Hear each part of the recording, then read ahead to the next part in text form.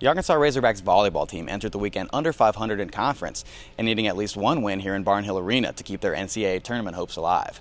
The Razorbacks did more than that, getting 2 wins without losing a single set against conference foes Ole Miss and Alabama. Jasmine Norton had 17 kills and 10 digs in Friday's match, while Amanda Anderson led the Hogs on Sunday with a career-high 8 blocks along with 10 kills.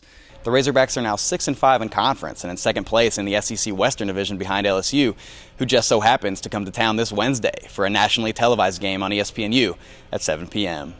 These are tough, one of the tough stretches right there. We got to treat this like we treat Friday, Sunday. We'll practice tomorrow, we'll practice Tuesday, and we'll get ready for LSU. A huge match. Why? Because it's the one at hand. And that's how it is every match for us, and we talk about it. Every match is a huge match. So another huge match. That makes it exciting, and we just got to prepare like we do for every other opponent. But we need the Razorback Nation to come out and support us on Wednesday. The Razorback football team also took care of business against Ole Miss over the weekend, coming back from down 17 points to down the Rebels 29-24 in Oxford, Mississippi.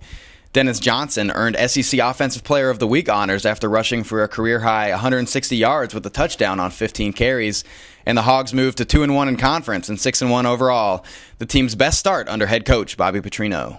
I think that's the thing that you know, there's a lot of people want to talk about all the things that are wrong, all the negatives, which I understand. That's a part of the business.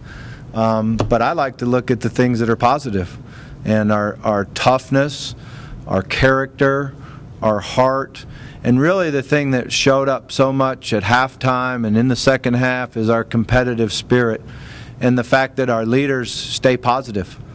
You know, I've been in situations before when you're down and in certain teams where it doesn't go that way. It goes the other way, and we have not been that way. We've been very positive. Our leaders have been good and encouraging. I think that's the one thing that shows up in leadership so well on our football team is we have guys that encourage and help other guys come out and play better, and, you know, I'm proud of that. Soccer traveled to South Carolina on Sunday but would not be able to pull out a victory, dropping the match 3-1.